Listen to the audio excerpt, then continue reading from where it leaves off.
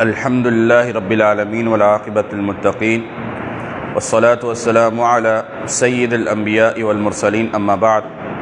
اللہم صلی علی محمد وعلی آل محمد کما صلیت علی ابراہیم وعلی آل ابراہیم انکا حمید مجید اللہم بارک علی محمد وعلی آل محمد کما بارکت علی ابراہیم وعلی آل ابراہیم انکا حمید مجید اعوذ باللہ من الشیطان الرجیم بسم اللہ الرحمن الرحیم فَإِنْ آمَنُوا پس اگر تم ایمان لے آؤ بِمِثْلِ آمَنْتُمْ جس طرح وہ ایمان لائے تھے فَقَدْ اهْتَدَوْا تو پس تحقیق تم کامیاب ہو جاؤ گے وَإِنْ تَوَلَّوْا اور اگر تم پھر گئے فَإِنَّمَا هُمْ فِي شِقَاقٍ پس تم ایک ضد میں ہو فَسَيَكْفِيكَهُمُ اللَّهُ اور ان قریب اللہ تمہیں کافی ہو جائے گا وَهُوَ السَّمِيعُ الْعَلِيمُ اور وہ سننے والا بھی ہے اور خوب جاننے والا بھی ہے صبغۃ اللہ اللہ کے رنگ کو پکڑ لو وَمَنْ أَحْسَنُ مِنَ اللَّهِ صِبْغَةً اور کون زیادہ بہتر ہے اللہ کے رنگ سے وَنَحْنُ لَهُ عَابِدُونَ اور ہم اسی کی عبادت کرنے والے ہیں۔ پہلی آیت میں اللہ رب العزت نے فرمایا کہ ایمان لے آؤ اور ایمان لانے کے ساتھ ساتھ ایک شرط بھی بیان کی ہے، اور شرط یہ ہے کہ ایمان اس طرح کا ہو جس طرح کے وہ لوگ ایمان لائے تھے۔ اب وہ لوگ کون ہیں؟ ان کی ہم نے تفصیل کل آخری آیت میں پڑھی تھی، جس میں اللہ رب العزت نے تمام انبیاء کرام کا نام ذکر کیا تھا۔ قولوا آمنا باللہ وما انزل الینا وما الی ابراہیم و اسماعیل، اس طرح اللہ رب العزت نے تمام انبیاء کرام کا باری باری نام ذکر کیا، پھر آگے ان کی اولادوں کا ذکر کیا تھا۔ تو یہاں پر اللہ رب العزت فرما رہے ہیں کہ صرف ایمان نہیں لانا بلکہ ان کی طرح ایمان لانا ہے، جیسے ان کا اخلاص تھا، جیسے ان کا تقوی تھا، جیسے وہ صرف اللہ کے لیے ایمان لائے تھے، کسی اور کے لیے نہیں ایمان لائے تھے۔ جس طرح ان کی ایمان میں حلاوت تھی، کوشش کرو کہ تمہاری بھی ایمان میں ویسے ہی حلاوت موجود ہو، تمہارا بھی ویسے ہی تقوی ہو، تم بھی ویسے ہی ریاکاری سے بچو، تمہارے ایمان میں بھی بالکل ویسے ہی نماز پڑھنے میں تمہیں ویسے مزہ آئے، جب تم عبادات کرو تو تمہیں بالکل اسی طرح مزہ آئے۔ جیسے وہ مشہور واقعہ، اللہ کے رسول صلی اللہ علیہ وسلم جنگ سے ایک دفعہ واپس پلٹ رہے تھے، تو آپ صلی اللہ علیہ وسلم نے ایک جگہ پڑاؤ ڈالا کہ رات ہو گئی ہے تو صحابہ کرام آرام بھی کر لیں گے اور جانوروں کو بھی سکون مل جائے گا، اور صبح فجر پڑھ کے یہاں سے ہم نکل جائیں گے۔ اور دو صحابہ کرام کی ڈیوٹی لگا دی کہ جو فلاں ٹیلہ سامنے نظر آ رہا ہے، جو ایک چوٹی نما تھی، تم نے وہاں پر چڑھ کے اس سارے کے سارے قافلے کی حفاظت کرنی ہے۔ تو دو صحابہ کرام کی ڈیوٹی لگا دی۔ انہوں نے آپس میں یہ طے کیا کہ آدھی رات ایک صحابی سوئے گا اور ایک ڈیوٹی سر انجام دے گا، اور بقیہ آدھی رات دوسرا صحابی سوئے گا اور پہلا ڈیوٹی سر انجام دے گا۔ پہلے صحابی کی باری تھی اور وہ ڈیوٹی سر انجام دیتے دیتے تہجد کی نماز ادا کر رہا تھا، اور دوسرا صحابی سو رہا تھا۔ جو تہجد کی نماز ادا کر رہا تھا تو ایک دشمن نے اس کو دور سے دیکھا اور اس کو اکیلا سمجھ کے اس کے دل میں تیر چلا دیا، اور تیر سیدھا اس کے سینے پہ آ کے لگا، اور وہ بحالت قیام ہے، تہجد کی نماز ادا کر رہا ہے، اس کا تیر سینے پہ آ کے لگا اور اس کے خون نکلا، زخم پہنچے، جو بھی معاملات اس کے ساتھ ہوئے، لیکن اس نے نماز مکمل کی۔ وہ قیام میں تھا، اس نے قیام پورا کیا، رکوع کیا، سجدہ کیا، پھر اس نے سلام پھیرا اور پھر اپنے ساتھی کو اٹھایا کہ میرے ساتھ یہ واقعہ پیش آ گیا۔ تو اس ساتھی نے پوچھا، اے اللہ کے بندے، جب تجھے پہلی دفعہ تیر لگ گیا، زخم پہنچ گیا، تو نے تب کیوں نہیں نماز توڑ دی، یا مجھے تب کیوں نہیں اٹھا دیا؟ تو اس نے فرمایا کہ میں جب نماز ادا کر رہا تھا، اور خاص طور پہ جب قرآن کی تلاوت کر رہا تھا، تو مجھے قرآن کی تلاوت میں اس قدر حلاوت اور مزہ آ رہا تھا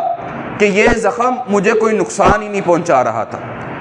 اس زخم کی تکلیف مجھے محسوس ہی نہیں ہو رہی تھی، کیونکہ قرآن کی حلاوت اتنی تھی، قرآن کی مٹھاس اتنی تھی۔ تو یہ سب کچھ کس وجہ سے تھا؟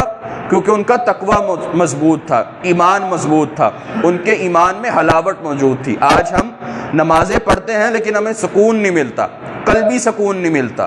دلی طور پر اطمینان نہیں ہوتے، نمازوں کے بعد بھی ہماری وہی حالت ہوتی ہے جو نمازوں سے پہلے ہوتی تھی۔ تو اس کی وجہ یہ ہے کہ ہماری نمازیں اس طرح کی نہیں ہیں۔ اللہ کے رسول صلی اللہ علیہ وسلم کا یہ معمول تھا کہ انہیں جب بھی کوئی پریشانی آئے، تکلیف پہنچے، ان کے دل کے اوپر کوئی غبار چھا جائے یا دماغ کے اندر کوئی پریشانی ہے جو جنم لے رہی ہے، بار بار انہیں ستا رہی ہے، تو آپ کیا فرماتے تھے؟ اذا حزب امر فزع الی الصلاۃ، جب بھی کوئی مشکل معاملہ آتا فزع الی الصلاۃ، تو نماز کی طرف رجوع کرتے۔ قم یا بلال فاذن، اے بلال کھڑے ہو،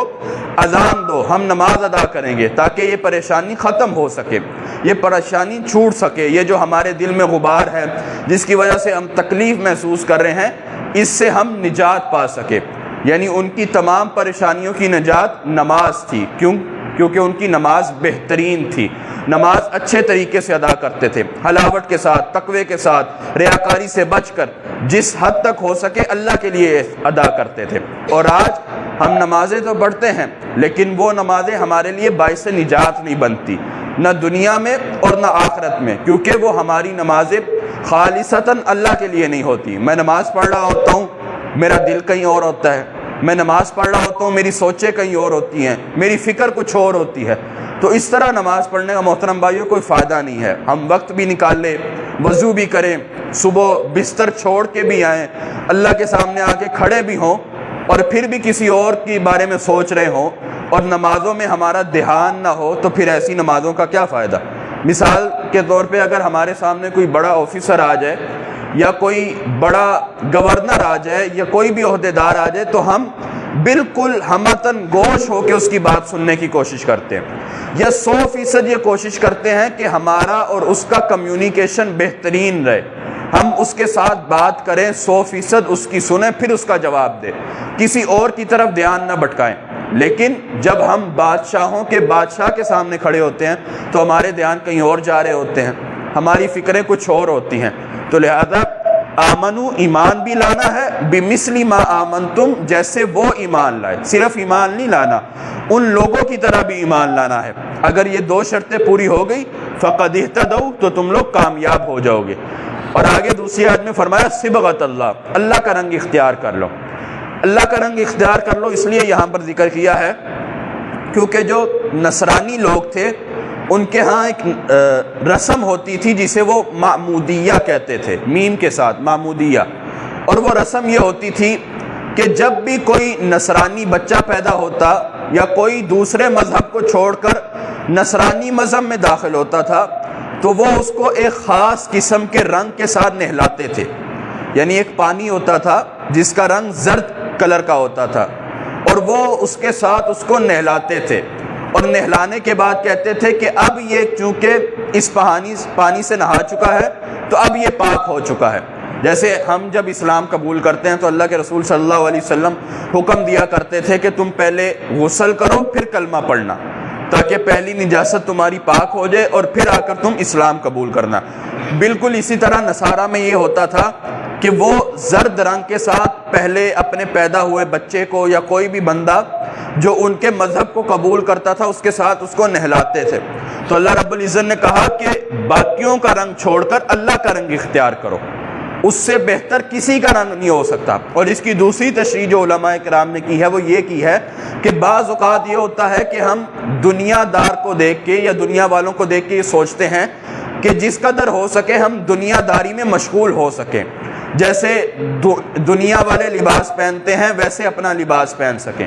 جیسے دنیا والوں کا سٹائل ہے اس رنگ میں رنگ جائے، دنیا والوں کے ساتھ لگاؤ لگا لیں، جو ان کا رہن سہن ہے، جس طرح وہ اپنے بال بناتے ہیں، کپڑے پہنتے ہیں، اپنے بچوں کو تعلیم دیتے ہیں، ان کی جو طریقہ کار ہے دنیا جینے کا، ہم اس کے رنگوں میں رنگ جائے۔ تو یہاں پر اللہ رب العزت نے فرمایا کہ سب سے بہترین رنگ اللہ کا رنگ ہے، باقی تمام رنگ پھیکے پڑ جائیں گے، ختم ہو جائیں گے، لیکن اللہ کا رنگ قائم رہے گا۔ تو لہذا اس کے رنگ میں رنگو،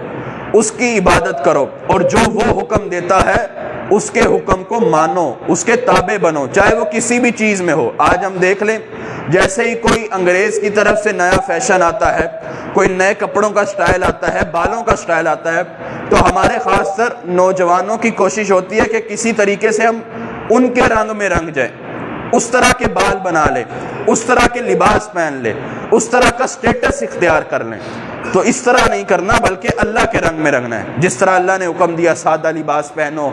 چست نہ ہو، مخصوص رنگ کا نہ ہو، سطر کو ڈھانپو، مانگ جس حد تک ہو سکے درمیان کی نکالو، اپنے بالوں کو قضا نہیں کاٹو۔ آج کل نوجوانوں میں ایک بہت بڑی غیر فطری چیز پیدا ہوگی اور وہ ہے قضا کاٹنا بالوں کو۔ یہ کہتے ہیں کہ جب آدھے بال کسی اور طرح کے ہوتے ہیں اور باقی آدھے کسی اور طرح کے ہوتے ہیں، یعنی بال برابر نہیں ہوتے، آدھے میں نے بالکل چھوٹے کروا دیے اور درمیان کے میں نے بالکل بڑے چھوڑ دیے، تو یہ قضا ہے، اور اللہ کے رسول صلی اللہ علیہ وسلم نے اس سے منع فرمایا ہے، تو اس سے بچنا چاہیے اور اپنے بالوں کو بالکل برابر کٹوانا چاہیے۔ تو وہ یہ تمام امور ہیں جن میں ہمیں اللہ کے رنگ میں رکھنا چاہیے اور غیر مسلموں کے رنگ سے بچنا چاہیے۔ اللہ تعالیٰ سے دعا ہے کہ ہمیں دین کو صحیح طریقے سے سمجھ کر اس پر عمل کرنے کی توفیق عطا فرمائے۔